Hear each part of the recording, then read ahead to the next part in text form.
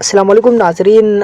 ICC ने जो टी20 के प्लेयर ऑफ द ईयर है जिसमें से 4 बड़े प्लेयर को नॉमिनेट किया और उसमें बाबर भी शामिल है, अर्शदीप सिंह इंडिया का वो भी शामिल है, सिकंदर रज़ा ज़िम्बाब्वे का और ट्रेविस हेड ऑस्ट्रेलिया का, ये 4 बैट्समैन शामिल है। लेकिन बाबर आज़म को लेकर इंडियन मीडिया जो बहुत ज़्यादा चीखता था और कुछ बड़े स्टार थे वो भी बाबर आज़म को लेकर कहते थे कि ये टी20 का बैट्समैन नहीं है। तो ऐसे में आईसीसी ने एक सरप्राइज़ दे दिया और बाबर आज़म के हेडर्स को जवाब दे दिया है। नाज़रीन, मैं आपको बताता चलूँ कि बाबर आज़म ने साल 2024 में खूब मैचेस खेले और कुछ बड़े स्टार हैं जिसमें ऑस्ट्रेलिया का या इंडिया के जो बड़े स्टार हैं उन्होंने कम मैचेस खेले क्योंकि वो ज़्यादातर टेस्ट मैचेस और ओडीआई में मसरूफ़ थे। तो ऐसे में बाबर आज़म ने 24 टेस्ट मैचेस खेले और 24 में से अगर आप देख लें बाबर आज़म का एवरेज 33 के एवरेज से 734 सबसे ज़्यादा रन बनाई है साल 2024 में टी20 में, और स्ट्राइक रेट 133 है। और इस चीज़ को लेकर इंडियन मीडिया बहुत ज़्यादा चीख रहा है और बार बार ये कहते हैं कि बाबर आज़म टी20 का प्लेयर नहीं है। और 133 के स्ट्राइक रेट से आजकल जो है ओडीआई और टेस्ट में लोग खेलते हैं, तो ये मॉडर्न टी20 के हिसाब से बिल्कुल भी नहीं है। और इसको जो है टी20 ऑफ द ईयर का बिल्कुल भी नॉमिनेट नहीं किया जाना चाहिए। और उनकी बात किसी हद तक सही भी है क्योंकि उनके अगर बैट्समैन देख ले जिसमें तिलक वर्मा, संजू सैमसंग एक नए टैलेंट, और सूर्या कुमार यादव 160 प्लस के स्ट्राइक रेट से खेलते हैं और दुनिया के जो बेहतरीन स्ट्राइक रेट है वो इंडिया और ऑस्ट्रेलिया की जो टॉप बैट्समैन है उनके पास है।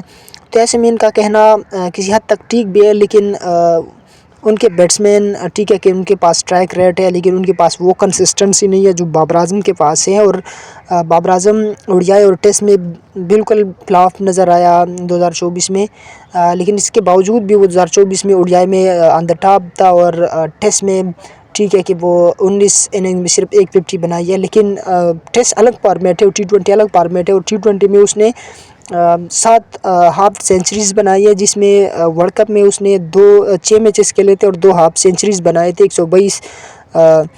122 रन्स बनाए थे 4 मैचों में, लेकिन वहाँ पे उनका स्ट्राइक रेट बहुत कम था, 101 स्ट्राइक रेट था टी20 वर्ल्ड कप में। और इसके अलावा जो है आयरलैंड के ख़िलाफ़ उसने एक अच्छा स्कोर किया 2024 में, 42 बॉल पे 74 रन मारे और 178 के स्ट्राइक रेट से। और वर्ल्ड कप के अलावा जो है स्ट्राइक रेट बाबर आज़म का लगभग 140 के आसपास है, स्ट्राइक रेट भी बिल्कुल ठीक है। लेकिन दूसरी जानिब पे आईसीसी बिल्कुल भी ये नहीं देखता कि मतलब किसका कितना स्ट्राइक रेट है, बल्कि आईसीसी ये ज़रूर देखते हैं कि किसकी ज़्यादा 50 और किसकी ज़्यादा रन है। तो ऐसे में बाबर आज़म के सबसे ज़्यादा रन है और बाबर आज़म को नॉमिनेट फिर बनते हैं अगर आईसीसी का यही रूल है।